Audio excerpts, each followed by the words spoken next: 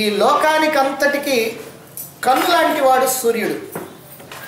ఆ సూర్యుడు ఉదయించడం అస్తమించడం అనేటువంటిది భూమి తిరగటం వల్లనే కానీ ఆ ఏర్పడతా ఉంది పగలు రాత్రి. నిజంగా సూర్యుడిలో ఉదయాలు అస్తమయాలు లేవు, వెలుగులు చీకట్లు లేవు. అంటే సూర్యుడికి ఈ ఉదయాస్తమయాలతోటి ఈ రాత్రింబవళ్లతోటి ఏ సంబంధం లేదు. అలాగే సూర్యుడి యొక్క కిరణాలు పవిత్రమైనటువంటి గంగా నదిలో పడ్డప్పుడు ఆ కిరణాలకి పవిత్రత రాదు, మురికి గుంటలో పడ్డప్పుడు ఆ కిరణాలకి అపవిత్రత రాదు.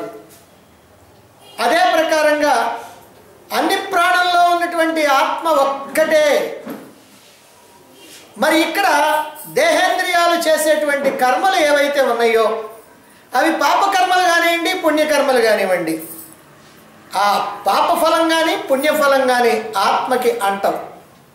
కారణం ఏమిటంటే ఆత్మ కర్మలు చేయటల్లా, అది అకర్త అభోక్త, అది చేసేది కాదు అనుభవించేది కాదు. మరి ఎవరు చేస్తున్నారు కర్మలు? దేహేంద్రియాలు చేస్తూ ఉన్నాయి. చెయ్యమని ఆదేశించేది మనస్సు, నిర్ణయం తీసుకునేది బుద్ధి, ప్రోత్సాహం ఇచ్చేది ప్రేరణ ఇచ్చేది వాసనలు. కాబట్టి వాసనలు, బుద్ధి, మనస్సు, ఇంద్రియాలు, దేహము ఇవి పనిలో నిమగ్నం అవుతూ ఉన్నాయి. అంటే ఈ పని జరగటానికి కర్త ఇవి, అందువల్ల భోక్త కూడా అవే. కానీ ఆత్మ మాత్రం వీటన్నిటికీ కూడా శక్తినిస్తున్నటువంటిది గనక, అది శక్తిని ఇవ్వాలనివ్వటం కాదు, అది శక్తి స్వరూపం గనక ఆ శక్తిని తీసుకొని పనిచేస్తున్నాయి గనక దానికి ఏ రకమైనటువంటి సంబంధము లేదు. ఆత్మకి కర్మల్ని చెయ్యాలనే ఉద్దేశం లేదు, చెయ్యాల్సినటువంటి అవసరం లేదు, చేసేటువంటి వీలు లేదు, చెయ్యదు. కాబట్టి ఏ కర్మఫలాలు కూడా దానికి అంటాం. అది అకర్త అభోక్త. అటువంటి ఆత్మస్వరూపం నీవే. నిజంగా తనలో ఉన్నటువంటి ఆత్మస్థం, తనలోనే ఉన్నటువంటి అటువంటి ఆత్మను ఎవరైతే తెలుసుకొని దానితో అనుసంధానమై ఆ ఆత్మని నేనేనని ఎవరైతే గ్రహిస్తారో, ఆత్మగానే ఉండిపోతారో అటువంటి వాళ్ళే ధీరః, బుద్ధిమంతులైనటువంటి వాళ్ళు. అటువంటి వాళ్ళకే శాశ్వతమైనటువంటి ఆనందం. మిగిలిన ఇతరులైనటువంటి వాళ్ళు ఎవరికైనా సరే ఆత్మను గురించి ఏమాత్రం తెలుసుకోకుండా, ఆత్మజ్ఞానం లేకుండా, ఆత్మ అంటే ఏమిటో తెలియకుండా జీవభావంలో ఉండి ఈ దేహము చేస్తున్నటువంటి పనులు నేనే చేస్తున్నానని, ఈ మనస్సు పడేటువంటి ఇబ్బందులు, కష్టాలు, దుఃఖాలు, బాధలు నేనే పడుతున్నానని ఎవరైతే జీవభావంలో ఉంటారో అటువంటి వాళ్ళకి తాత్కాలికమైనటువంటి సుఖ దుఃఖాలు వస్తాయే కానీ శాశ్వతమైనటువంటి ఆనందం అనేటువంటిది లేనే లేదు. ఈ విషయాన్ని నిన్నటి మంత్రాల్లో మనం చెప్పుకున్నాం. మరి ఇప్పుడు శాశ్వతమైనటువంటి శాంతిని పొందటానికి ఒక అద్భుతమైనటువంటి మంత్రాన్ని ఇప్పుడు కఠోపనిషత్తులో ఇక్కడ చెప్పబోతా ఉన్నారు. అది 13వ మంత్రం. ముందు మంత్రాన్ని చూసి తర్వాత దాని విషయం ఏమిటో మనం తెలుసుకుందాం.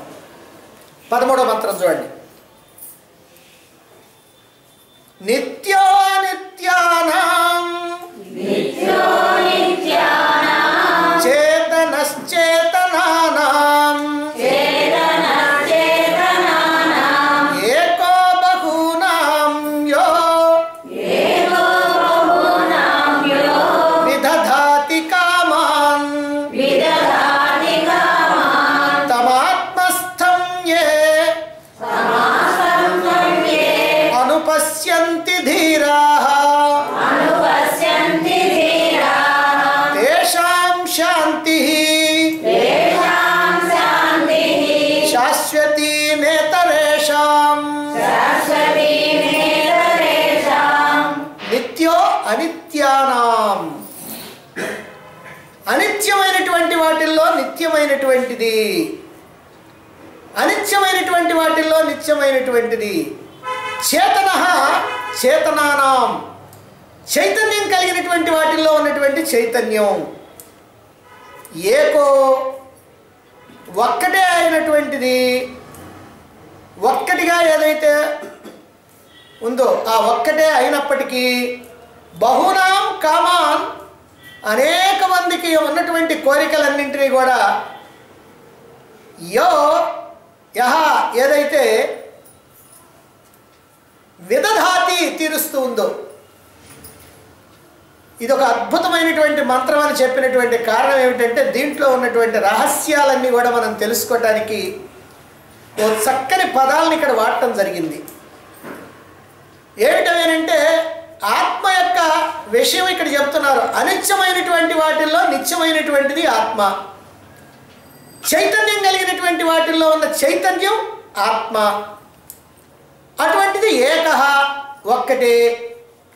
అయినప్పటికీ కూడా బహూనాం కామాన్ అనేకమైనటువంటి కోరికల్ని యహ ఏదైతే విదధాతి తీరుస్తూ ఉంటుందో తం అటువంటి ఆత్మని, ఆత్మస్థం నీలోనే ఉన్నటువంటి ఆత్మని ఏ ధీరాహ ఏ బుద్ధిమంతులైతే అనుపశ్యంతి, పశ్యంతి అంటే చూస్తారో, అనుపశ్యంతి అని అంటే తదేకంగా చూస్తారో, అంటే ఇక్కడ కేవలం చూడటం అంటే ఊరికి చూడటం కాదు, దానితో అనుసంధానం అయిపోతారు, దాన్ని గ్రహిస్తారు, ఆ గ్రహించి అనుసంధానం అవుతారు.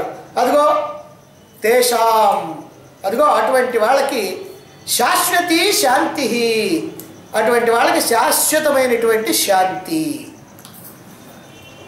ఇతరేషాం ఇతరులైనటువంటి వాళ్ళకి నా శాశ్వతమైనటువంటి శాంతి లేదు. చూడటానికి ఇది సామాన్యమైనటువంటి మంత్రంలాగా కనిపిస్తూ ఉంటుంది. అనిత్యమైనటువంటి వాటిల్లో నిత్యమైనటువంటిది, చైతన్యం కలిగినటువంటి వాటిల్లో ఉన్నటువంటి చైతన్యం ఒక్కటే అయినటువంటిది అయినటువంటి ఆ ఆత్మ అనేకమైనటువంటి కోరికల్ని తీర్చేటువంటిది.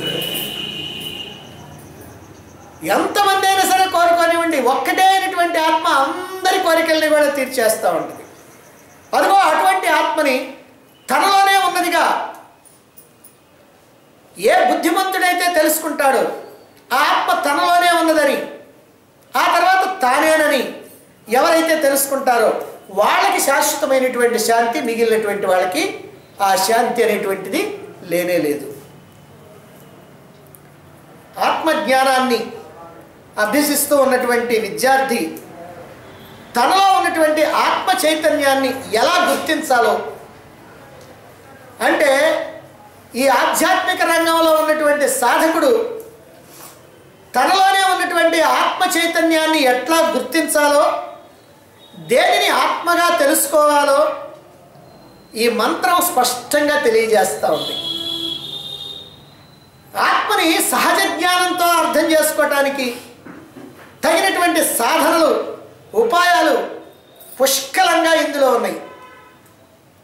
తాను ఆత్మని అని తెలుసుకోవడానికి కావలసినటువంటి సమస్తమైనటువంటి విషయాలు కూడా ఇందులో ఉన్నాయి. అసలు ఆత్మని ఎట్లా గుర్తించాలి అనేటువంటిది కూడా ఇందులో మనకి స్పష్టంగా చెప్పడం జరిగింది. నిజంగా ఈ మంత్రం నచికేతుడు యమధర్మరాజును అడిగినటువంటి 3వ వరంగా ఉండే ఏమిటది, మరణానంతరం ఆత్మ ఉన్నదా లేదా అని ఆత్మతత్వాన్ని గురించి తెలుసుకోవాలని అడిగాడు కదా ప్రశ్న. అదిగో దానికి సూటిగా సమాధానం చెప్పినటువంటి ఒకే ఒక్క మంత్రం ఇది. అయితే మొదట్లోనే మీరు చెప్పారు కదండి ఆత్మతత్వాన్ని గురించి సూటిగా చెప్పే మంత్రాలు వస్తున్నాయని. అవును వస్తున్నాయి, కానీ వాటన్నింటిలో కూడా ఇది మంత్రరాజం, ఇది మంత్రాల్లో శ్రేష్టమైనటువంటి మంత్రం. అదిగో అది సూటిగా ఆత్మతత్వాన్ని చెప్పినటువంటి మంత్రం. ఆత్మ యొక్క స్వభావాన్ని గురించి సూటిగా అన్ని ముఖ్యమైనటువంటి అంశాలతో వివరించినటువంటి ఈ మంత్రం. ఎందుకనంటే అన్ని విషయాల్ని గనక సూటిగా మనకి చక్కగా వివరించినటువంటి మంత్రం గనక ఈ ఒకే ఒక్క మంత్రంతో మనం ఆత్మానుభూతిని పొందొచ్చు. మనం దానికి తగినటువంటి విధంగా అర్థం చేసుకొని దాన్ని ఆచరణ పెట్టుకొని ఆ ఆత్మని గ్రహించి ఆత్మతో అనుసంధానమై ఆత్మగా ఉండిపోవటానికి ఈ ఒకే ఒక్క మంత్రం సరిపోతుంది. అందుకని ఇలాంటి మంత్రం ఉపనిషత్తు వాంగ్మయంలో బహుశా ఇది తప్ప మరొకట్లేదు. ఉపనిషత్తు వాంగ్మయంలో, కఠోపనిషత్తులో కాదు, మనకున్నటువంటి 108 ఉపనిషత్తులు ఏవైతే ఉన్నాయో ఈ 108 ఉపనిషత్తుల్లో కూడా ఆత్మతత్వం గ్రహించి ఆత్మగా ఉండి ఆత్మానుభూతిని పొందటానికి కావలసినటువంటి సమస్తమైనటువంటి జ్ఞానాన్ని అందించినటువంటి ఏకైక మంత్రంగా ఉపనిషత్ వాంగ్మయంలో అత్యద్భుతమైనటువంటి మంత్రంగా దీన్ని చెప్పుకోవచ్చు. సరే, మనకి ఏం చెప్పారు ఈ మంత్రంలో? నిత్యో అనిత్యానాం అన్నారు. మొట్టమొదటి విషయం, అనిత్యమైనటువంటి వాటిల్లో నిత్యమైనటువంటిది ఆత్మ.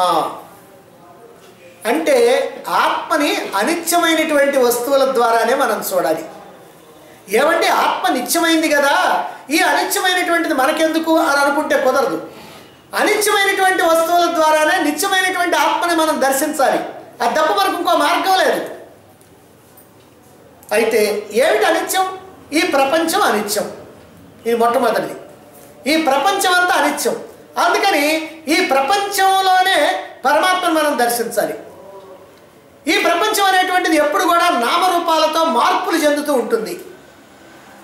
ఈ ప్రపంచం ఎప్పుడు ఉన్నది ఉన్నట్టుగా ఉండదు, ఎప్పుడు మార్పులు చెందుతూనే ఉంటుంది.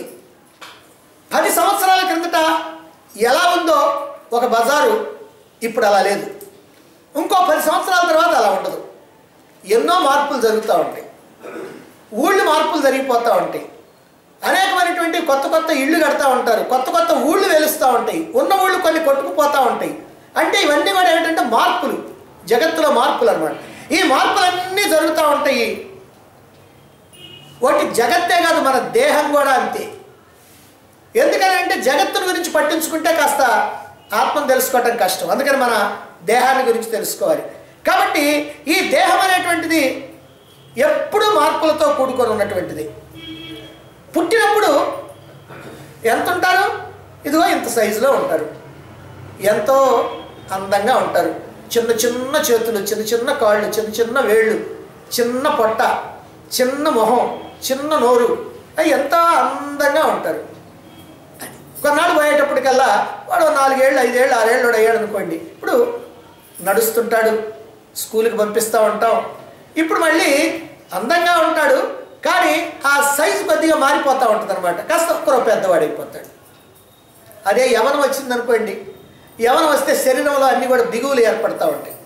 అవయవాలన్నీ కూడా బాగా పటిష్టంగా ఉంటాయి. రక్తం బాగా ప్రవహిస్తూ ఉంటుంది. శరీరంలో అన్ని చోట్ల ఎక్కడ పెట్టినా సరే చాలా గట్టితనం అనేటువంటిది వస్తుంది. ఇది యవనం.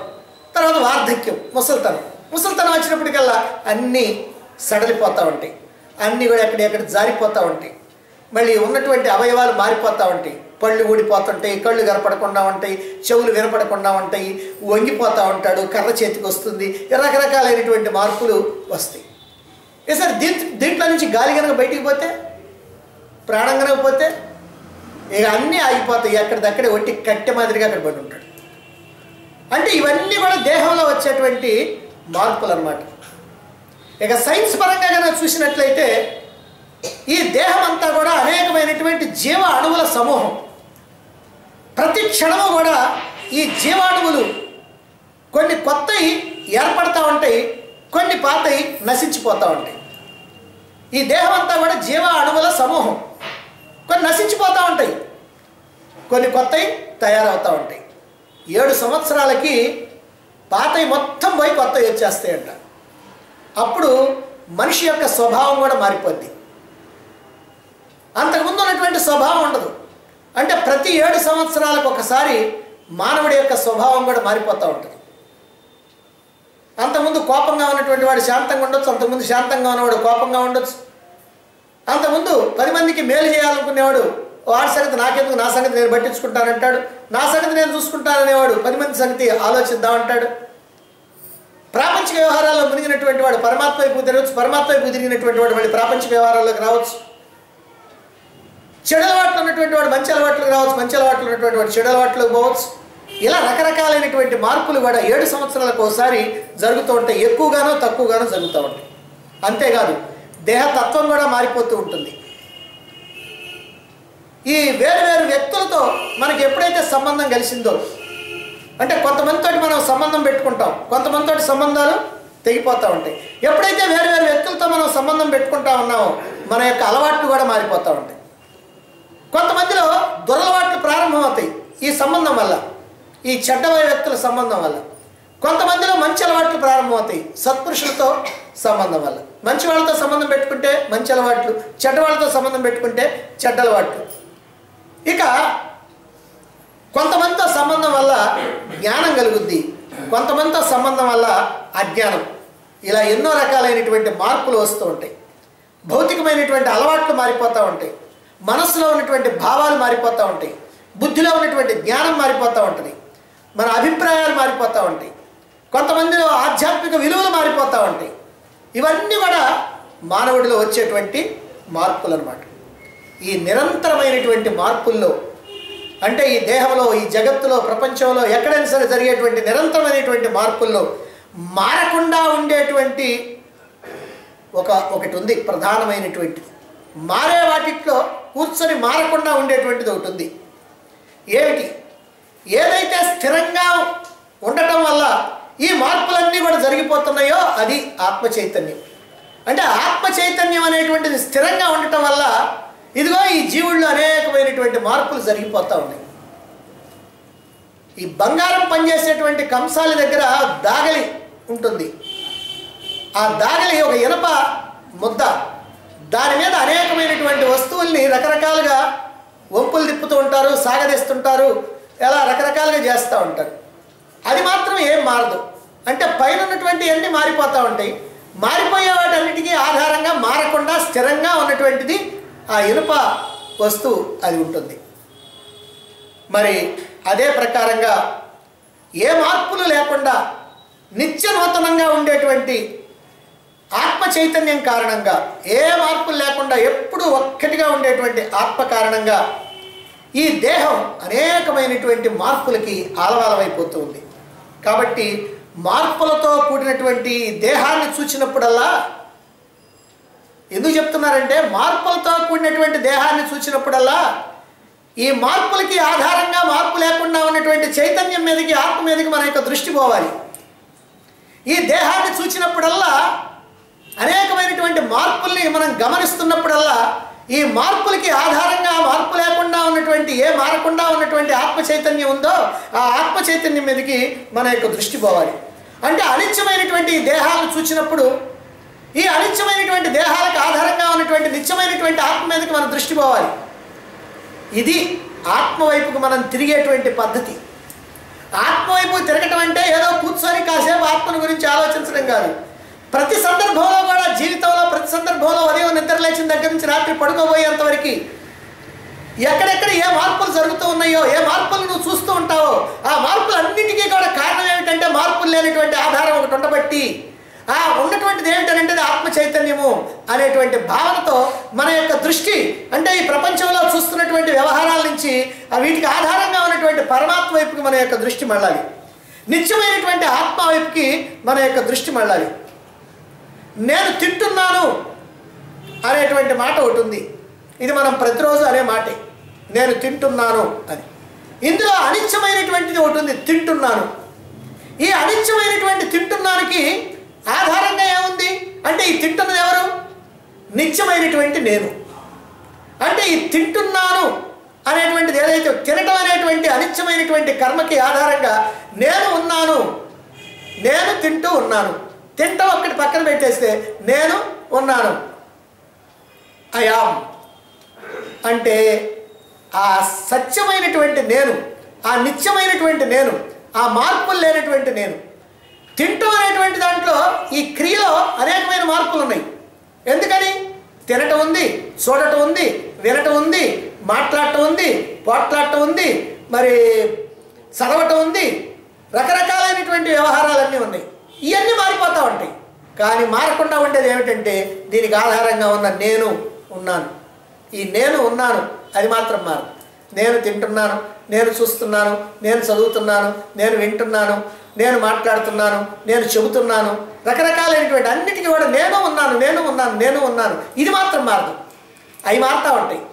అంటే ఈ అనిత్యమైనటువంటి కర్మల క్రియలు ఏవైతే ఉన్నాయో ఆ అనిత్యమైనటువంటి క్రియల్లో ఉన్నటువంటిది ఏమిటనంటే నిత్యమైనటువంటి నేను, అదే ఆత్మ. కాబట్టి ఈ అనిత్యమైనటువంటి క్రియలకి వెనకగా ఉన్నటువంటి నిత్యమైనటువంటి ఆత్మ వైపుకి మనం దృష్టిని మళ్లించాలి. ప్రతి అనిత్యమైనటువంటి కర్మకి, అనిత్యమైనటువంటి విషయానికి వెనక నిత్యమైనటువంటి ఆత్మ ఉన్నది అని గ్రహించి మన యొక్క దృష్టిని ఆ ఆత్మపైకి పోనిచ్చి ఆ ఆత్మతో మనం అనుసంధానమై, అంటే ఆ ఆత్మని నేనే అనేటువంటి భావనతో అలా ఉండిపోవాలి. ఇది మనం ఆత్మ వైపుకి తిరగటానికి ఉన్నటువంటి అద్భుతమైనటువంటి అవకాశం. ఏదో కూర్చొని కళ్ళు మూసుకొని ధ్యానం చేయటమో లేదా జపం చేయటమో కాదు. నిత్య సత్యం, నిత్యము మనం జరుగుతున్నటువంటి వ్యవహారాలన్నింటిలో కూడా మనం ఆత్మగా కనుక ఉండాలి అని అంటే ఈ అనిత్యమైనటువంటి క్రియలు ఏవైతే ఉన్నాయో, ప్రతిరోజు ఎన్నో చేస్తూ ఉంటాం అనిత్యమైనటువంటి క్రియలు. ఈ అనిత్యమైనటువంటి క్రియలకు ఆధారంగా నిత్యమైనటువంటి నేను ఆత్మ ఉన్నది అనేటువంటి భావన మనం కలిగి ఉండాలి. ఆ ఆత్మ వైపు మనం దృష్టి మళ్లించాలి. ఆ ఆత్మతో మనం అనుసంధానం కావాలి. ఆ ఆత్మ నేనే అనేటువంటి భావన మనకి నిలవాలి. మనం సినిమా హాల్కి కనుక పోతే ఓ సినిమా చూస్తాం. ఎంతసేపు ఉంటుంది అది? ఓ 2 గంటలో 2.5 గంటలో ఆడిపోద్ది ఆ సినిమా. తర్వాత ఇక ఏముండదు. ముందేముంది? తెర ఉంది. చివరిలో ఏముంది? సినిమా అయిపోయిన తర్వాత తెర ఉంది. మరి మధ్యలో సినిమా ఆడుతున్నంతసేపు ఏముంది? తెరే ఉంది. కానీ అప్పుడు తెరను చూడకుండా మనం ఏం చూస్తుంటాం? తెర మీద ఆడేటువంటి అనిత్యమైనటువంటి బొమ్మలను చూస్తూ ఉంటాం. అనిత్యమైనటువంటి బొమ్మల్లో నువ్వు దృష్టి పెడితే నిత్యమైనటువంటి తెరను నువ్వు చూడలేవు. అనిత్యమైనటువంటి ఈ బొమ్మల మీద నుంచి నీ దృష్టిని ఆ నిత్యమైనటువంటి తెర మీదకి మళ్లించాలి. అలాగనే ఇక్కడ కూడా ఈ అనిత్యమైనటువంటి క్రియలు ఏవైతే ఉన్నాయో, దేహంలో జరుగుతున్నటువంటి క్రియలు ఏవైతే ఉన్నాయో, ఈ అనిత్యమైనటువంటి క్రియలకు ఆధారంగా ఉన్నటువంటి నిత్యమైనటువంటి నేను ఆత్మ ఏదైతే ఉందో ఆ ఆత్మ మీదకి మనం దృష్టిని మళ్లించాలి. ఆ ఆత్మ నేనే అనేటువంటి భావనలో మనం ఉండాలి. ఇది ప్రాక్టికల్గా అంటే ఒక అద్భుతమైనటువంటి సాధన. ఏమిటా సాధన అంటే ఆత్మానుభూతికి ముందుగా ఆత్మను మనం గుర్తించాలి. ఆ ఆత్మను కనుక గుర్తించాలి అని అంటే నిరంతరం మనం చేసేటువంటి పనులు ఏవైతే ఉన్నాయో వాటి ద్వారా గుర్తించాలి. నిరంతరము చూసేటువంటి దేహం ఏదైతే ఉందో ఈ దేహాన్ని బట్టి గుర్తించాలి. ఎందుకని? ఈ దేహం మార్పులతో కూడుకొని ఉన్నటువంటిది. ఈ క్రియలన్నీ మార్పులతో కూడుకున్నటువంటి క్రియలు, ఈ దేహము, వీటికి వెనక మార్పులు లేకుండా ఉండేటువంటి నిరంతరమైనటువంటి సత్యమైన ఆత్మ ఏదైతే ఉందో ఆ ఆత్మ మీదకి మనం కనుక దృష్టిని బాధించినట్లయితే మనం ఆత్మ వైపుకు అడుగులు వేస్తున్నట్టు, ఆత్మకి దగ్గర అవుతున్నట్టు, అలా ఆత్మతో మనం అనుసంధానం కావటానికి వీలవుతుంది. అలాగే సముద్రం దగ్గర నిలబడ్డాం. మనం ఒడ్డును నిలబడితే సముద్రంలో నుంచి అలలు వస్తూ ఉంటాయి. చిన్న అలలు వస్తుంటాయి, పెద్ద అలలు వస్తుంటాయి, రకరకాలు వస్తూ ఉంటాయి. ఈ అలలన్నిటికీ కూడా ఆధారంగా ఏముంది అని మనం జాగ్రత్తగా ఆలోచిస్తే లోతైనటువంటి నీరు ఉంది. అక్కడ లోతైనటువంటి సముద్రం ఉంది. ఆ సముద్రం ఉండబట్టి ఈ అలలన్నీ కూడా వస్తున్నాయి. అంటే నువ్వు అలలను చూస్తూ నీ దృష్టిని సముద్రం మీదకి మళ్లించాలి. సినిమా చూస్తూ నీ దృష్టిని తెర మీదకి మళ్లించాలి. దేహాన్ని చూస్తూ నీ దృష్టిని ఆత్మపైకి మళ్లించాలి. ఇదే ఈ మంత్రంలో ఉన్నటువంటి ప్రధానమైనటువంటి. ఈ దేహాన్ని చూస్తూ, దేహంలో ఉన్నటువంటి మార్పులను చూస్తూ, ఈ దేహం చేసేటువంటి క్రియల్ని, కర్మల్ని చూస్తూ నీ యొక్క దృష్టిని వీటికి ఆధారంగా ఉన్నటువంటి ఆత్మపైకి మళ్లించాలి. ఇక చీకట్లో మనం పాముని భ్రమపడతాం. తాడును చూసి మనం పామునే అనుకుంటాం చీకట్లో. కానీ ఆ పామును చూస్తూ కూడా దానికి ఆధారంగా ఉన్నటువంటి స్థిరమైనటువంటి నిత్యమైనటువంటి తాడు మీదకి మన యొక్క దృష్టిని మళ్లించాలి. అది పాము కాదు అని తెలుసుకున్నప్పుడు అక్కడ తాడు ఉంటుంది అని మనం భావించి అదిగో ఆ పాముకి ఆధారంగా ఉన్నటువంటి ఆ తాడు వైపుకి దృష్టి మళ్లించాలి. అదే ప్రకారంగా ఇక్కడ మనం భ్రమాత్మకంగా భావిస్తున్నటువంటి ఏ అనిత్యమైనటువంటి అనాత్మ స్వరూపమైనటువంటి ఈ దేహము, ఇంద్రియాలు మొదలైనటువంటి ఉన్నాయో వీటిని చూస్తూ వీటికి ఆధారంగా ఉన్నటువంటి ఆత్మపైకి మన యొక్క దృష్టిని మళ్లించాలి. ఆ ఆత్మ నేనేనని గ్రహించాలి. ఆ ఆత్మతో ఐక్యం కావాలి. ఆ ఆత్మగా మనం ఉండిపోవాలి. ఇది మనం చేయవలసినటువంటి సాధన. కాబట్టి అన్ని పనులకి, అన్ని ఆలోచనలకి, అన్ని కోరికలకి, అన్ని అనుభవాలకి ఆధారంగా ఒక నిత్య సత్య ఆత్మ ఉన్నది అని, ఆ ఆత్మ నేనే అని గ్రహించాలి. చేసే కర్మలు, ఆలోచనలు, పొందే అనుభవాలు, విషయాలు అన్నీ కూడా అనిత్యమైనటువంటివి అని మనం ఎప్పుడు గుర్తుంచుకోవాలి. ఓ ప్రశ్న వేసుకోవాలి, ఇది నిత్యమా అనిత్యమా? అంతే. ఇది అనిత్యం అని తేలిన తర్వాత ఈ అనిత్యమైనటువంటి దానికి ఆధారంగా నిత్యమైనటువంటిది ఒకటి ఉండాలి. అది లేకపోతే ఇది ఉండేది కాదు. తాడు లేకపోతే పాము కనపడదు. తాడు ఉండబట్టి దాన్ని చూసి మనం పామని భ్రమపడ్డాం. అలాగే నిత్యమైనటువంటి వస్తువు ఒకటి ఉండబట్టి మనం అనిత్యమైనటువంటి దానిగా భ్రమపడ్డాం. అసలు పరమాత్మ ఉండబట్టి ఈ ప్రపంచం అనేటువంటి భ్రమ మనకుంది. అసలు పరమాత్మ లేకపోతే ఈ ప్రపంచం కూడా ఉండదు, తాడు లేకపోతే పాము ఉండదు. కాబట్టి ఇలా మనం అనిత్యమైనటువంటివి అని తెలుసుకొని ఈ అనిత్యమైనటువంటి వాటికి ఆధారంగా మన నిత్యమైనటువంటి ఆత్మ వైపుకు మన యొక్క దృష్టి మళ్ళాలి. అలా మళ్ళీ ఆ ఆత్మగా మనం ఉండిపోవాలి. ఇక రెండవ విషయం ఏమిటంటే చేతనః చేతనానాం అన్నారు. అంటే చేతనాల్లో ఉన్నటువంటి చైతన్యం, చేతనాల్లో ఉన్నటువంటి చైతన్యం ఆత్మ చైతన్యమే. చేతనాలంటే కదులుతూ కనిపించేవి, పంపేస్తూ కనిపించేవి, ఇవన్నీ చేతనాలు అంటారు.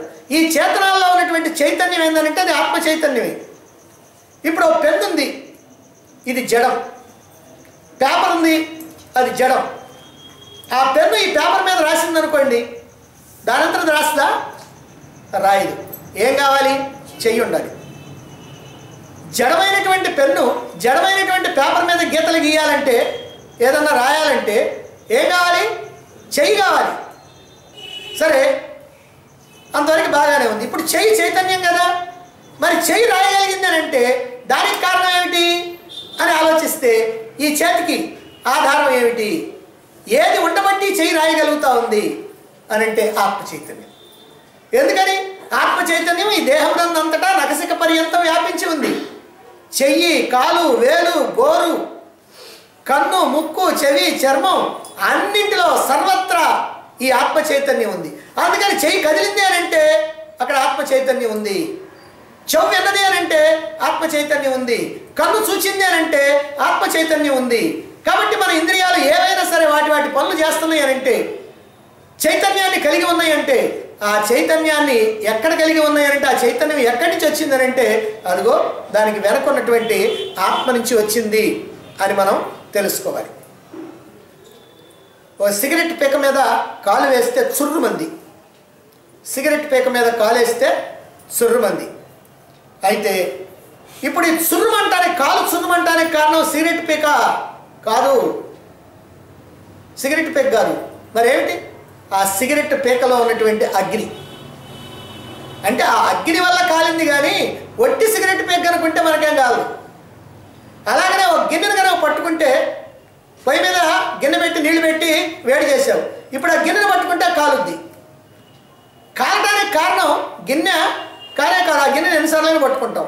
కానీ ఆ గిన్నె అప్పటికే వేడిని గ్రహించి ఉంది. కాబట్టి ఆ గిన్నెలో ఉన్నటువంటి వేడి వల్ల మనకి ఆ చెయ్యి కాలుతూ ఉందన్నమాట. కాబట్టి ఈ ప్రకారంగానే ఇక్కడ దేహం కానీ ఇంద్రియాలు కానీ పనిచేస్తున్నాయంటే, చైతన్యాన్ని ఇస్తున్నాయి అని అంటే దీనికి కారణం ఏమిటంటే ఆ ఇంద్రియాలు కాదు, ఆ అవయవాలు కాదు, వాటికి ఆధారంగా ఉన్నటువంటి చైతన్యం. మనం ఏమనుకుంటున్నామంటే చైతన్యాన్ని గురించి పట్టించుకోకుండా వాడు ఆ పని చేశాడు, ఈ పని చేశాడు, అది చూశాడు, ఇది చూశాడు, అట్లా చేశాడు, ఇట్లా చేశాడు, అలా మాట్లాడాడు, ఇలా మాట్లాడంటాం. మాట్లాడటానికి చైతన్యం కావాలి, చూడటానికి చైతన్యం కావాలి, వినటానికి చైతన్యం కావాలి, తినటానికి చైతన్యం కావాలి. అంటే ఈ దేహం ఏ పని చేసినా సరే ఆ పని చేయటానికి పని చేస్తున్నది. కానీ ఎలా చేస్తున్నది? స్వతంత్రంగా దానికి ఆ శక్తి ఉందా అంటే స్వతంత్రంగా దానికి ఆ శక్తి లేదు. ఇవన్నీ నిజంగా జడం. కానీ జడమైనటువంటి వాటికి వెనక ఆత్మ చైతన్యం ఉండబట్టి ఇవన్నీ కూడా పనిచేస్తూ ఉన్నాయి. అందువల్ల మన యొక్క దృష్టి అదిగో వాటిట్లోకి పోవాలన్నమాట.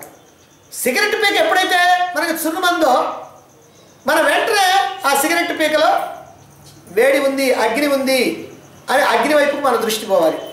గిన్నె ఎప్పుడైతే చుర్రుమని కాలిందో అప్పుడు ఆ గిన్నెలో వేడి ఉంది, అగ్ని ఉంది అని తెలుసుకోవాలి. అలాగనే చెయ్యి పనిచేసిందంటే దానికి ఆధారంగా ఆత్మ చైతన్యం ఉంది. కన్ను పనిచేసిందనంటే దానికి ఆధారంగా ఆత్మ చైతన్యం ఉంది. ముక్కు పనిచేసిందనంటే దానికి ఆధారంగా ఆత్మ చైతన్యం ఉంది అని మనం నిత్య జీవితంలో మనకి జరిగేటువంటి సంఘటనలు, ఎదురయ్యేటువంటి సంఘటనలు, మనం చేసేటువంటి పనులు, వీటన్నింటిని గురించి కూడా ఒక్కసారి మనం అలా అంతర్ముఖమై, అంటే బాహ్యంగా కాకుండా అంతరంగా పోయి ఆలోచిస్తే ఈ దేహం పనిచేయటానికి, ఈ ఇంద్రియాలు పనిచేయటానికి, ఈ మనస్సు పనిచేయటానికి, ఈ బుద్ధి పనిచేయటానికి, ఈ ప్రాణం పనిచేయటానికి అన్నిటికీ ఆధారంగా ఒక అద్భుతమైనటువంటి ఆత్మ చైతన్యం ఉంది అని ఆత్మ మీదకి మన యొక్క దృష్టిని పోనివ్వాలి. అలా ఆత్మ మీదకి ఎప్పుడైతే దృష్టిని పోనిచ్చామో ఆ ఆత్మానుభూతికి మనం దగ్గర అవుతున్నాం అన్నమాట. ఇదంతా మర్చిపోయి నేనే చేస్తున్నాను ఎప్పుడైతే అనుకుంటా ఉన్నామో ఆ నేనెవరో తెలియకుండా మనం ఎప్పుడూ అజ్ఞానంలోనే ఉంటాం.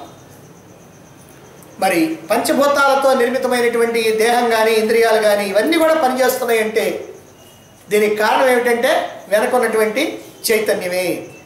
శుద్ధ చైతన్యమైనటువంటి ఆత్మ నుండి చైతన్యాన్ని ఎరువు తెచ్చుకుని ఇవి కాస్త పనిచేస్తూ ఉన్నాయి. కాబట్టి జడమైనటువంటి దేహాలు పనిచేస్తూ కదులుతూ కనిపించినప్పుడల్లా కూడా మనం ఏం చెయ్యాలి? ఈ దేహాలన్నీ కూడా పనిచేస్తూ కదులుతూ ఉంటున్నాయి కదా, ప్రతిరోజు కూడా ఇక్కడ కూర్చున్నా కూడా కదులుతూనే ఉంటాయి. ఎందుకంటే చెయ్యో కాలో ఏదో ఒకటి కదిలిస్తూనే ఉంటాం. అవన్నీ కదిలినా కదలకపోయినా బిర్ర తీసుకొని కూర్చున్నా ఇదిగో ఈ చెవులు ఉన్నాయి, అవి వింటున్నాయి, చెప్పేటువంటి మాటలు వింటున్నాయి. సరే, ఇది కనుక అర్థం కాకపోతే మనసు ఆలోచించుకుంటుంది, ఇంటి దగ్గర ఉన్న వ్యవహారాలు దేన్ని ఆలోచించుకుంటుంది. అంటే మనసు ఏదన్నా ఆలోచించుకున్నా, చెవులు విన్నా, చేతులు కదిలినా, కాళ్ళు కదిలినా, కూర్చున్న వాళ్ళు లేచి అటుపోయి ఇటు వచ్చినా, ఏం చేసినా సరే ఈ చర్యలన్నిటి వెనక ఏదో ఒక శక్తి ఉంది. ఏమిటా శక్తి? అది ఆత్మ అని ఆత్మ వైపుగా మన యొక్క దృష్టిని పోనివ్వాలి. కాబట్టి కన్ను చూస్తున్నా, చెవి వింటున్నా, ముక్కు వాసన చూస్తున్నా, వాక్కు మాట్లాడుతున్నా, నాలుక రుచి చూస్తున్నా, చర్మం స్పర్శిస్తున్నా, ఇది ఏం చేస్తున్నా, మనసు ఆలోచిస్తున్నా, బుద్ధి విచారణ చేస్తున్నా, ఏం చేస్తున్నా సరే వీటన్నిటికీ ఆధారంగా ఆత్మ ఉన్నదని ఆత్మ వైపుకు మన యొక్క దృష్టిని మళ్లించాలి. సాధకుడు తన యొక్క దృష్టిని ఈ ఆధ్యాత్మిక రంగంలో మోక్షాన్ని అందుకోవాలనే ముముక్షు అయినటువంటి వాడు, సాధకుడైనటువంటి వాడు తన యొక్క దృష్టిని ఇలా ఆత్మ చైతన్యం వైపుగా మళ్లించి తాను ఆత్మగా ఉండటానికి ప్రయత్నించాలి. ఇది సాధన. ఇక మూడో విషయం ఏంటంటే ఏకః బహూనాం కామాన్ విదదాతి అని. అది ఒకటే అయినప్పటికీ కూడా అందరికీ కూడా అనేకమైనటువంటి కోరికలు తీరుస్తుంటుంది. అంటే కోరికలన్నీ తీర్చేది ఆత్మ అని ఇక్కడ చెప్తున్నారు. మరి కోరిన కోరికలు తీరుస్తుంది కదా అని గొంతెమ్మ కోరికలన్నీ కోరి తీర్చలేదు అని అనుకుంటారేమో, అవి కూడా తీరుస్తుంది. ఇదేంటండి, అబ్బో అట్టయితే భలే బ్రహ్మాండంగా ఉంటుంది అని అనుకుంటున్నారు. నిజమంతి, నువ్వు ఎలాంటి కోరికైనా కోరుకో నీ కోరిక తీరుస్తుంది. కాబట్టి ఎప్పుడు తీరుస్తుందో తెలియదు కానీ మొత్తం మీద తీర్చడం మాత్రం ఖాయం. ఎందుకని? దీన్ని బాగా అర్థం చేసుకోవాలి. నువ్వు ఎప్పుడెప్పుడు ఏవేవి కోరుకుంటున్నావో ఆ కోరికలకు సంబంధించినటువంటి ఆలోచనలు నీలో ముద్రలుగా పడతాయి. వాటినే వాసనలు అన్నారు. నువ్వు ఏదైనా ఒక కోరిక కనుక ఇప్పుడు కోరుకున్నావంటే అది ఆలోచనగా, మనసులో చేస్తున్న ఆలోచనే కదా కోరిక అంటే. ఆ కోరిక కారణంగా నీ మనసులో ముద్ర పడిపోతా ఉంది. ఆ ముద్రలు ఏమంటున్నావు? వాసనలు అని అంటున్నావు. ఈ వాసనలు ఎప్పుడైతే మనకి ప్రేరణ ఇస్తుంటాయో ఆ ప్రేరణ ఇచ్చినప్పుడు ఆ ప్రేరణకు సంబంధించినటువంటి పనులు చేస్తావు. ఆ పనులు చేసినందువల్ల ఫలితం వస్తుంది. అంటే నువ్వు ఏదైతే కోరుకున్నావో ఆ కోరిక నీలో ప్రేరణ వాసనగా మారి ఆ వాసన నీకు ప్రేరణ ఇచ్చినప్పుడు ఆ ప్రేరణ కారణంగా కర్మ చేసి ఆ కర్మ వల్ల ఆ ఫలితాన్ని పొందుతున్నావు. అంటే నీ కోరిక అట్ట తీరుతుంది. దీన్ని బట్టి మనకు ఆ విషయం అర్థమవుద్ది. ఏమండి, ఇప్పుడు మనం ఏ కర్మఫలాలు అనుభవించాలనో దానికి వస్తున్నాం కదా. మరి కర్మఫలాలన్నీ కూడా పూర్వంలో మనం ఎప్పుడో చేసినటువంటి దానికి ఇప్పుడు అనుభవిస్తున్నాం అంటున్నారు కదా. మరి మనం కోరితే కాదు కదా ఇది అనుభవిస్తుంది అని అనుకోవచ్చు. కానీ అప్పుడు నువ్వు ఈ కర్మలు చేసావంటే మరి దానికి సంబంధించిన ఆలోచన చేసావా, చేయలేదా? అప్పుడు ఆలోచన చేసేగా నువ్వు కర్మ చేసింది. ఆ ఆలోచనేగా ముద్రగా మారింది. ఆ ముద్రగా ఇప్పుడు ప్రేరణ వచ్చింది. ఆ ప్రేరణ వల్లనేగా కర్మ చేసింది. ఆ కర్మ చేయటం వల్ల కర్మఫలం వచ్చింది. రైట్. సరే, గతంలో అయితే మరి ఇప్పుడు నువ్వు కోరిక కోరుకున్నావు. మరి ఈ కోరిక తీరుద్దండి? తీరుద్ది ఖచ్చితంగా. ఎట్లా తీరుద్ది? ఇప్పుడు నువ్వు కనుక ఒక కోరిక కోరుకున్నావంటే ఆ కోరిక నీలో ముద్ర పడిపోద్ది కదా. అంటే అది వాసన కదా. ఈ వాసన కారణంగా నువ్వు కర్మ చేస్తావు. కర్మ వల్ల ఫలితాన్ని పొందుతావు. అయితే ఈ వాసన నిన్ను ఎప్పుడు ప్రేరేపిస్తుంది? నువ్వు కోరినటువంటి కోరిక యొక్క తీవ్రతను బట్టి. నువ్వు కోరినటువంటి కోరిక యొక్క తీవ్రతను బట్టి అది ఎప్పుడు ప్రేరణ అయితే వస్తుందో అప్పుడు కర్మలు చేస్తావు. అది ఈ జన్మలో కావచ్చు, తర్వాత జన్మలో కావచ్చు, దాని యొక్క ఫలితాన్ని అనుభవిస్తాం. ఇక గొంతమ్మ కోరికల సంగతి ఇదేంటంటే, ఏమండి నేను ఎక్కడికన్నా కనుక పోవాలంటే ఆకాశంలో పక్షిలాగా లేకపోతే విమానంలాగా అట్లా ఎగిరిపోవాలండి, పైసా ఖర్చు లేకుండా అని అనుకున్నావు. ఎందుకంటే రైలు ఛార్జీలు పెంచారు, విమానం ఛార్జీలు పెంచారు, బస్ ఛార్జీలు పెంచారు, ఈ గొడవంతా నాకెందుకనండి, పైసా ఖర్చు లేకుండా అట్లా రెక్కలు వచ్చి నాకు అట్లా ఎగిరిపోవాలనుకున్నావు. ఇది కోరిక. మరి ఈ కోరిక తీరుద్దా? తీరదనుకుంటున్నారు కదా, ఖచ్చితంగా తీరుద్ది. ఎట్లా తీరుద్ది అంటారా? ఇప్పుడు ఈ కోరిక కనుక మీరు కోరుకుంటే అది మీలో వాసన ముద్ర పడిపోయింది. ఈ ముద్ర కనుక అతి తీవ్రంగా కనుక ఉన్నట్లయితే ఇప్పుడే స్వప్న రూపంలో, అంటే ఇది ఈ కోరినటువంటి కోరిక ఏదైతే ఉందో అది స్వప్న రూపంలో మీరు అలా ఎగిరిపోతారు. అది కలవచ్చు దట్టాడి. లేదు, ఆ తీవ్రత లేదనుకోండి, ఇప్పుడు ఈ ముద్ర ఏమవుతాయి, ఈ వాసనలు ఏమవుతాయి అన్నమాట, సంచితం అవుతాయి. సంచితం అయిన తర్వాత ఇవి ఎప్పుడైతే ఆ తీవ్రతను బట్టి పక్వానికి వస్తాయో, ఆ పక్వానికి వచ్చినప్పుడు దాని యొక్క ఫలితాన్ని, అంటే ఆ పక్వానికి వచ్చినటువంటి దాని ప్రకారం కర్మ జరగాలి. జరగాలంటే నువ్వు వచ్చే జన్మలో పక్షిగా పుడతావు. పక్షిగా పుట్టి అలా ఎగిరిపోతావు. లేదంత తీవ్రత లేదనుకోండి, తీవ్రత లేకపోతే ఆ జన్మలోనో ఆ తర్వాత జన్మలోనో ఎప్పుడైతే పక్వానికి వస్తేప్పుడు మళ్ళీ స్వప్న రూపంలో అలా అదిగో పక్షిలాగా పోతాం. అంటే అర్థం ఏమిటంటే, మనం ఏ గొంతెమ్మ కోరికలు కోరినా అది స్వప్న రూపంలో కానీ లేకపోతే దేహంతో కానీ మొత్తం మీద ఎప్పుడో ఒకప్పుడు అనుభవించడం ఖచ్చితంగా జరుగుద్ది. అందువల్ల గొంతెమ్మ కోరికలు తీర్చేది కూడా ఆత్మే. ఎందుకని ఆత్మ అంటున్నాం? మరి ఇప్పుడు కోరుకున్నాం కదా మనం. ఇప్పుడు కోరినటువంటి కోరిక ఏదైతే ఉందో అది మనలో వాసనగా ఉంది కదా. ఈ వాసన ఎప్పుడు పక్వానికి వచ్చిందో అప్పుడు కదా. ఒకవేళ 70 జన్మల తర్వాత వచ్చింది అనుకుందాం మాట వరుసకి. 70 జన్మల తర్వాత అంటే నువ్వు 70 జన్మల కింద కోరినటువంటి కోరిక తెలుసుకునేవాడు ఎవరు? ఈ 70 జన్మలు నువ్వు ఎత్తున్న 70 జన్మలు కూడా ఒకడు ఉండాలా. వాడు ఉంటేనేగా తెలిసేది. వాడు లేకపోతే నీకే గుర్తుండకపోతే ఎవరికి గుర్తుంటుంది? కాబట్టి ఒకడుండి నిన్ను ఈ 70 జన్మలు కానీ 700 జన్మలు కానీ 1,00,00,000 జన్మలు కానీ అలా కనిపెట్టుకొని చూస్తూ ఉన్నటువంటి వాడు ఎప్పుడైతే ఇది పక్వానికి వచ్చిందో ఆ జన్మలో నీకు ఈ ఫలితాన్ని అందించాల్సినటువంటి వాడు ఎవరు? శాశ్వతంగా ఉండేది ఆత్మ. కాబట్టి ఆత్మ కారణంగానే నీ కోరికలన్నీ కూడా తీరుతాయి. అందువల్ల నీవు ఏ కోరిక కోరినా సరే అవన్నీ కూడా తీరిపోయే దాంట్లో మాత్రం ఏ రకమైనటువంటి సందేహం లేదు అనే విషయం కూడా మనకి ఇక్కడ అర్థమవుతుంది. కాబట్టి అన్ని కోరికలు తీర్చడం వెనక ఉన్నట్టుది ఆత్మేనని మనం కోరికలు కోరుకున్నప్పుడల్లా ఓహో ఈ కోరికను తీర్చేది ఆత్మ అని ఆత్మ మీదకి దృష్టి పోవాలి. చూడండి జాగ్రత్తగా, ఇప్పుడు 3 విషయాలు మనం చెప్పుకున్నాం. అనిత్యమైన వస్తువులు చూసినప్పుడల్లా నిత్యమైనటువంటి ఆత్మ వైపుగా నీ దృష్టి మళ్లించాలి. అలాగనే అనేకమైనటువంటి కర్మలు ఏవైతే అనిత్యమైనటువంటి కర్మలు ఏవైతే ఉన్నాయో ఆ కర్మలు జరుగుతుంటే లేదా దేహము ఈ ప్రపంచము మార్పులు చెందేటువంటిది ఏదైతే ఉందో దీనికి ఆధారంగా మార్పులు లేనటువంటి ఆత్మ మీదకి నీ దృష్టి పోవాలి. ఇప్పుడు ఏ కోరికలు కోరుకున్నా ఈ కోరికల్ని తీర్చేటువంటిది కూడా ఆత్మేనని నీ దృష్టి ఆత్మ మీదకి మళ్ళాలి. ఇలా అన్ని సందర్భాల్లో ఆత్మ మీదకి నీ దృష్టిని కనుక మళ్లించినట్లయితే, ఆ ఆత్మతో అనుసంధానం అయితే, ఆ ఆత్మ నేనేనని కనుక భావించినట్లయితే ఇప్పుడు నీవు ఆ ఆత్మగా ఉండటానికి వీలవుతుంది. ఇది అద్భుతమైనటువంటి ఒక సాధన. అయితే అటువంటి ఆత్మ ఎక్కడున్నది? ఆత్మస్థం. ఆత్మస్థం అని అంటే నీ దేహములోనే ఉన్నది అని. ఇక్కడ ఆత్మ అంటే దేహం అన్నమాట. నీ ఆత్మస్థం అని అంటే దేహంలోనే ఉన్నది. కాబట్టి నువ్వు ఆత్మని వెతకడానికి ఎక్కడికో పోవక్కర్లా, దేహంలోనే ఉంది. అందుకనే నేను చూసేవి కూడా ఇక్కడ దేహంలోనే చూడమంటున్నారు.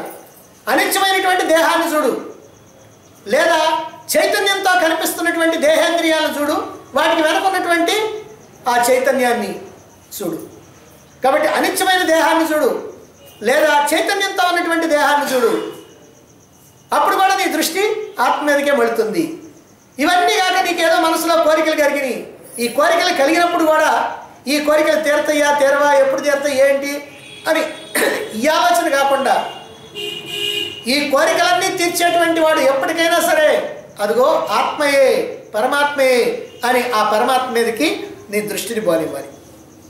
ఎప్పుడైతే అలా పాలించగలుగుతావో, ఎప్పుడైతే నీ దృష్టి అలా ఆత్మ మీదకి వెళుతుందో, అది నీవేనని దాంతో అనుసంధానం అవుతావో, ఆత్మ నేనే అని అనుసంధానం అవుతావో, అలా కాగలిగినటువంటి వాడు ధీరుడు. ధీరుడు అని అంటే ధీ అని అంటే బుద్ధి, కాబట్టి బుద్ధిమంతుడైనటువంటి వాడు అని. ఆ బుద్ధిమంతుడైనటువంటి వాడే శాశ్వతమైనటువంటి శాంతిని పొందుతాడు. శాశ్వతి శాంతి. ఎందుకో మనకు తెలుసు, నువ్వు దేహంగా ఉంటే సుఖము దుఃఖము అన్నీ ఉన్నాయి. నువ్వు ఆత్మగా ఉంటే సుఖం లేదు దుఃఖం లేదు, ఆనందమే ఆనందం, ఆనందమే ఆనందం. కాబట్టి అటువంటి ఆనందాన్ని పొందుతామని ఈ మంత్రం మనకి తెలియజేస్తూ ఉంది.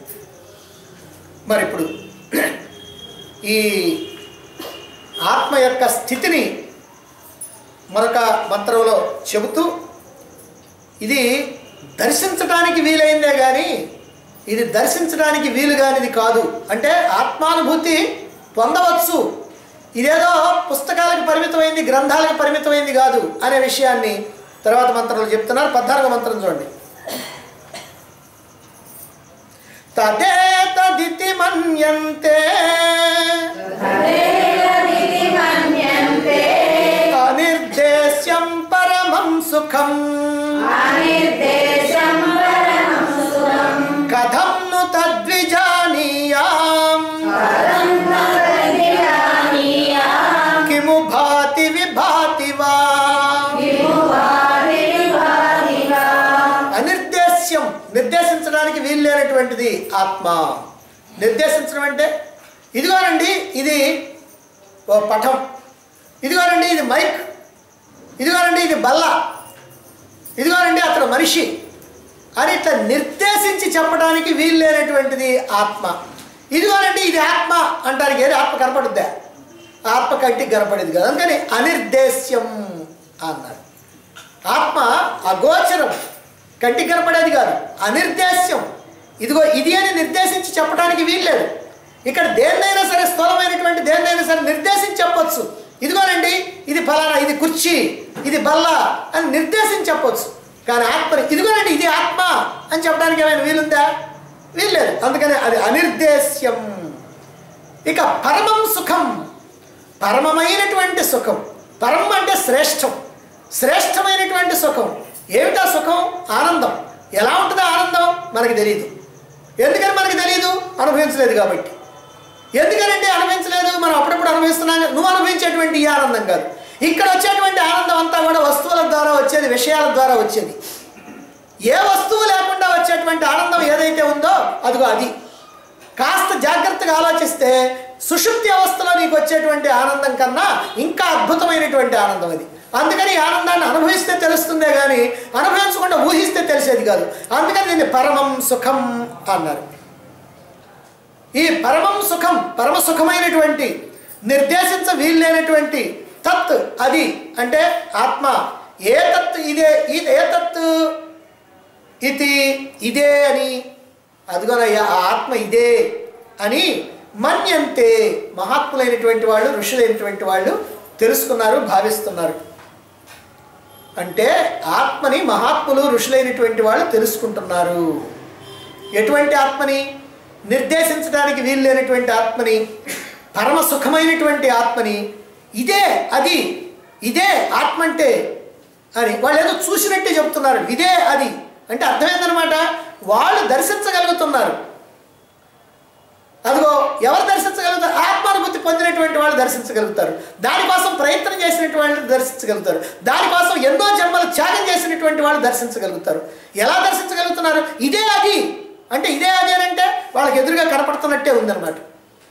అది దర్శించడం అంటే. అంటే వాళ్ళకి ఆ భావన వచ్చేస్తుంది, ఇదే అది. ఇన్నాళ్ళ నుంచి నేను ఏదో ఏదో అనుకున్నాను, ఇదే అది అని. దీన్నే మనకి ఈశావాస్యోపనిషత్తులో చెప్తారు. అసౌ పురుష సోహమస్మి, అసౌ పురుష సోహమస్మి. ఇదిగో అదే అదే అదే అదే అదే అదే ఆ పరమాత్మ అంటే.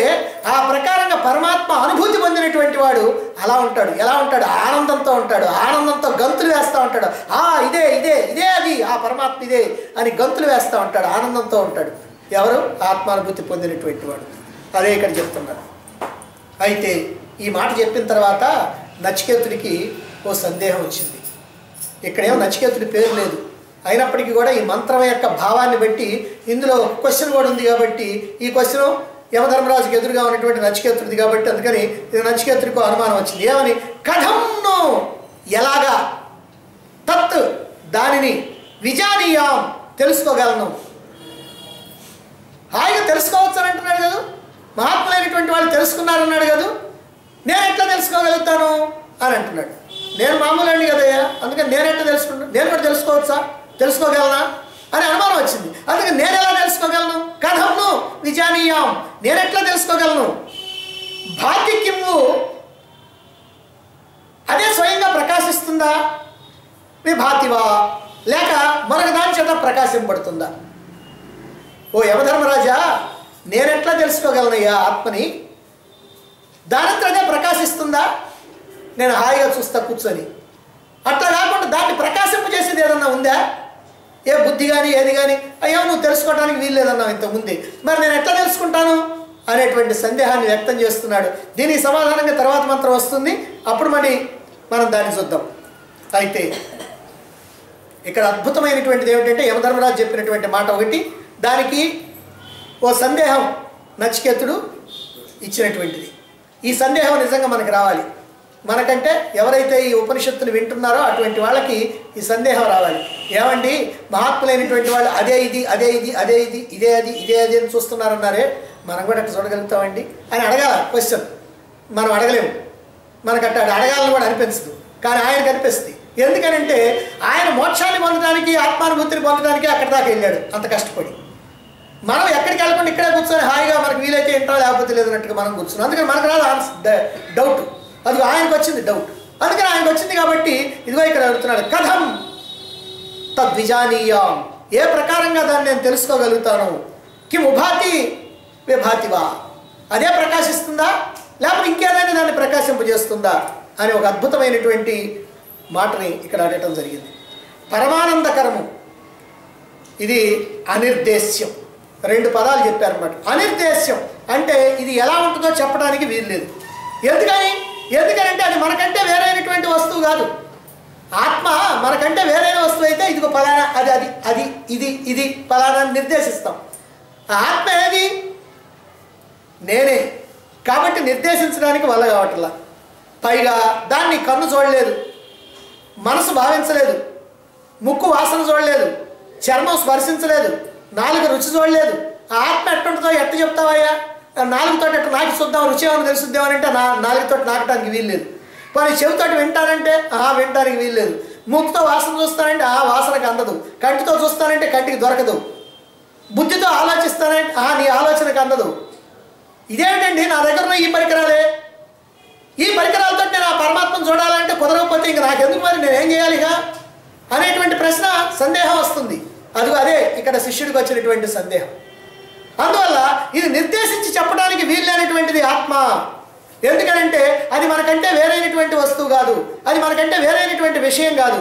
పైగా దాన్ని ఈ ఇంద్రియాలు ఏవి కూడా చూడలేవు, ఏ రకంగా దాన్ని తెలుసుకోవడానికి వీల్లేదు. కారణం ఏమిటంటే మన ఇంద్రియాలు కానీ, దేహం కానీ, ఈ మనస్సు కానీ, బుద్ధి కానీ ఇవన్నీ కూడా జడమైనటువంటి వస్తువు చైతన్యాన్ని తెలుసుకోలేదు. ఇప్పుడు ఈ పుస్తకం ఉందనుకోండి, ఈ పుస్తకం నన్ను తెలుసుకోలేదు, నేను పుస్తకాన్ని తెలుసుకుంటా. ఎందుకంటే పుస్తకం జడం కాబట్టి అది చైతన్యాన్ని తెలుసుకోలేదు. చైతన్యం మాత్రం ఈ జడాన్ని తెలుసుకోగలుగుద్ది. అందుకని జడమైనటువంటి ఈ పరికరాలు ఏవైతే ఉన్నాయో ఇవి చైతన్య స్వరూపమైనటువంటి పరమాత్మను తెలుసుకోలేకపోతున్నాయి. నిజంగా ఈ ఇంద్రియాలన్నీ కూడా కల్పితమైనటువంటివి, ఇవన్నీ నిజం కాదు, ఇవన్నీ కల్పితం. ఇవన్నీ ఆత్మ చైతన్యం కారణంగానే చైతన్యవంతమై పనిచేస్తూ ఉన్నాయి. కాబట్టి ఏ ఆత్మ చైతన్యం యొక్క శక్తిని తీసుకొని పనిచేస్తా ఉన్నాయో ఆ ఆత్మ చైతన్యాన్ని ఎట్లా చూస్తాయి? ఇప్పుడు మన బ్యాటరీ లైట్ ఉంది, ఆ బ్యాటరీ లైట్లో ముందేమో బల్బు ఉంటుంది, వెనకేమో సెల్స్ వేస్తారు. ఇప్పుడు అది వెలిగిస్తే అన్నిటిని చూపిస్తుంది, ఎదురుగా ఏముంటే దాన్ని చూపిస్తుంది. ఇప్పుడు అనుమానం వచ్చిందంట బ్యాటరీ లైట్కి. ఏమనంటే ఆ బల్బు అనుకుంటుందంట నన్ను వెలిగించేటువంటి ఆ సెల్స్ని చూడాలనుకుందంట.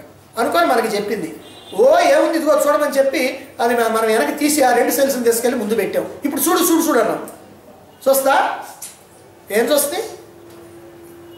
ఏ చైతన్యం కారణంగా, ఏ విద్యుత్ శక్తి కారణంగా ఈ బల్బు పనిచేసి అన్నిటినీ చూస్తుందో ఆ బల్బు నాకు శక్తినిస్తున్నటువంటి ఆ సెల్స్ని చూడాలి అని అనుకుంటే కుదరదు.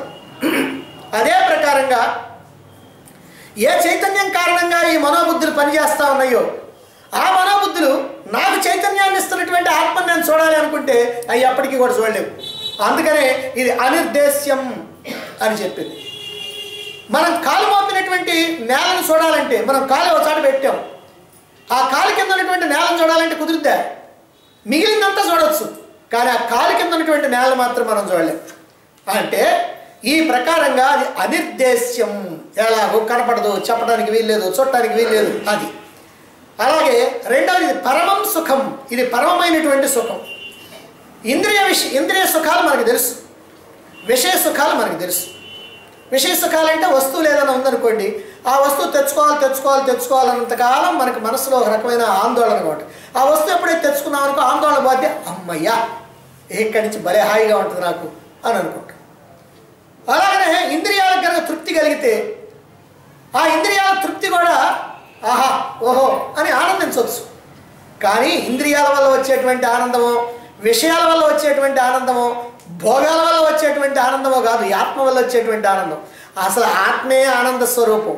కాబట్టి ఆత్మ ఆనంద స్వరూపం కాబట్టి ఆ ఆనందాన్ని మనం ఎట్లా తెలుసుకుంటాం అంటే నువ్వు ఆత్మ అయితే తెలుసుకుంటావు. నువ్వు జీవుడిగా ఉండి ఆత్మ యొక్క ఆనందాన్ని ఎట్లా తెలుసుకుంటావు? నువ్వు జీవుడిగా ఉన్నంతసేపు విషయానందం, భోగానందం, ఈ వస్తు ఆనందం, ఈ ఆనందాలు తెలుస్తాయే కానీ ఆత్మానందం నీకు తెలియదు. నువ్వు ఎప్పుడైతే ఆత్మ అయ్యావో అప్పుడు ఆత్మానందం నీకు అనుభవానికి వస్తుంది. అందువల్ల ఇక్కడ చెప్తున్నారు అది పరమం సుఖం అని. అంటే అనుభవించినటువంటి వాళ్ళకి తెలుస్తుంది. కాబట్టి మన ఊహకు అందేది కాదు ఆనందం. ఈ ఆనందాన్నే మనకి ఉపనిషత్తుల్లో చెప్తారన్నమాట. ఒక వ్యక్తికి వచ్చేటువంటి ఆనందం వ్యక్తి ఆనందం. అలానే వాడు పితృలోకానికి పోతే వచ్చేది పితృలోక ఆనందం, స్వర్గలోకానికి పోతే స్వర్గలోక ఆనందం, ఇంద్రలోకానికి పోతే ఇంద్రలోక ఆనందం, చంద్రలోకానికి పోతే చంద్రలోక ఆనందం, సూర్యలోకానికి పోతే సూర్యలోక ఆనందం. దానికన్నా 10 రెట్లు, దీనికన్నా 10 రెట్లు, దీనికన్నా 100 రెట్లు, దానికన్నా 100 రెట్లు, దానికన్నా 100 రెట్లు, దానికన్నా 100 రెట్లని ఒక్కొక్క ఆనందం లెక్కేసి చివరికి అనంతమైన రెట్లు ఏదైతే ఉందో అది ఆత్మానందం అని అంటాడు. అంటే బ్రహ్మదేవుడు ఉన్నాడు, ఆ బ్రహ్మదేవుడికి కూడా అంత ఆనందం ఉండదు. ఆత్మానుభూతి పొందినటువంటి వాడికి ఉన్న ఆనందం బ్రహ్మదేవుడికి ఉండదు. ఆయనకి కొన్ని పనులు ఉన్నాయి, ఆ పనుల్లో కాస్త ఆయన తలమునకలైపోతాడు. అందుకని ఓ తలకాయ సాలకు 4 పెట్టుకున్నాడు. కాబట్టి ఎవరైతే ఆత్మానుభూతిని పొందుతారో వాళ్ళకి కలిగేటువంటి ఆనందం బ్రహ్మదేవుడికి, విష్ణువుకి, ఈశ్వరుడికి ఎవరికీ లేదు. అదిగో అటువంటి ఆనందం వస్తుంది. ఆ ఆనందాన్ని పొందటం కోసం ఏం చేయాలి? అది అటువంటి సుఖాన్ని, ఆనందాన్ని ఎవరు పొందుతున్నారు? మహాత్ములైనటువంటి వాళ్ళు, ఋషులైనటువంటి వాళ్ళు, మునులైనటువంటి వాళ్ళు, మహాత్ములైనటువంటి వాళ్ళు పొందుతున్నారు. ఆత్మానుభూతి చెందినటువంటి వాళ్ళు తెలుసుకుంటున్నారు, తెలుసుకొని అనుభవించగలుగుతున్నారు.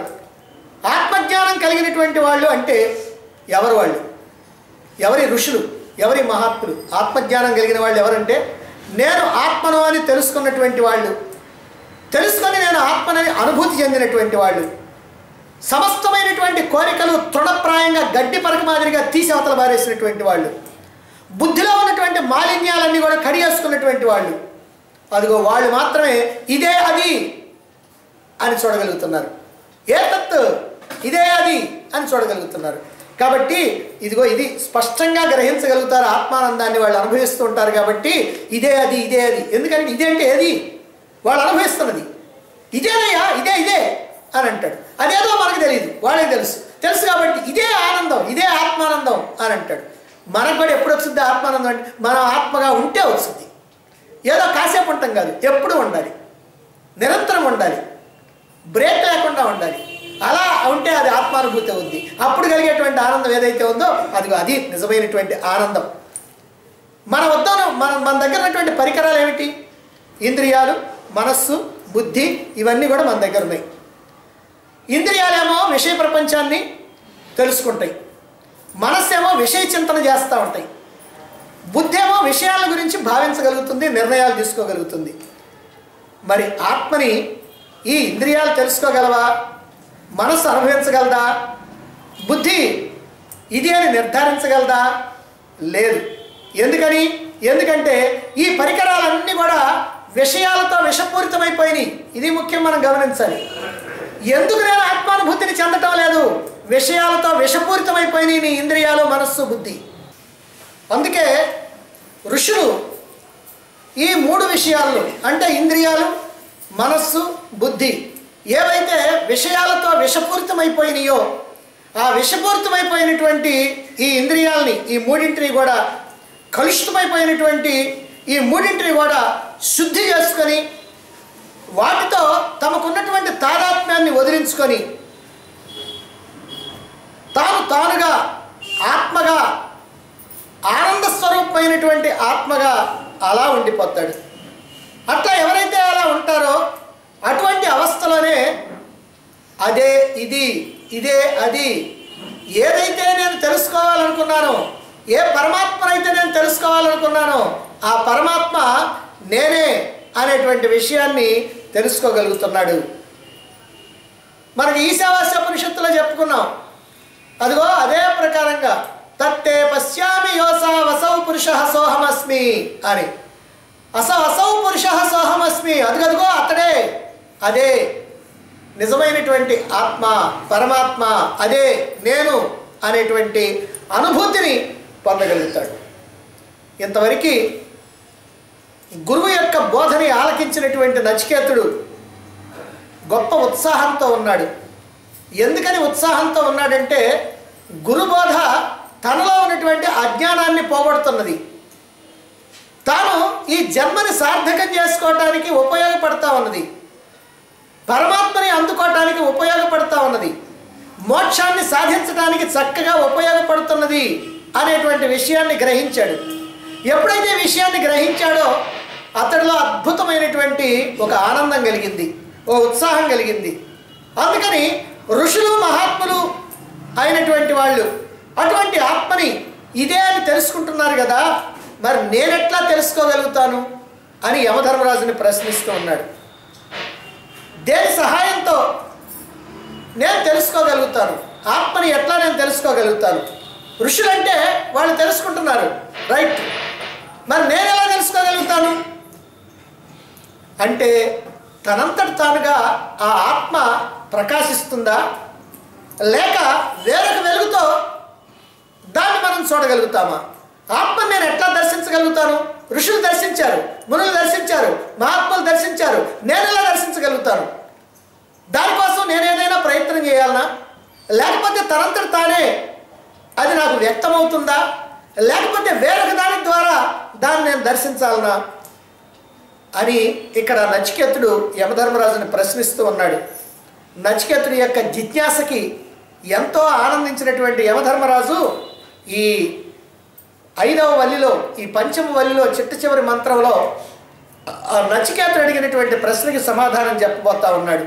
అంటే పరమాత్మ తనంతట తానుగానే ప్రకాశిస్తుంది, దాన్ని ప్రకాశింపజేయటానికి వేరొక వెలుగేమో అక్కర్లేదు అనేటువంటి విషయాన్ని అద్భుతంగా ఈ చివరి మంత్రంలో చెప్తున్నాడు. రేపు చెప్పుకుందాం.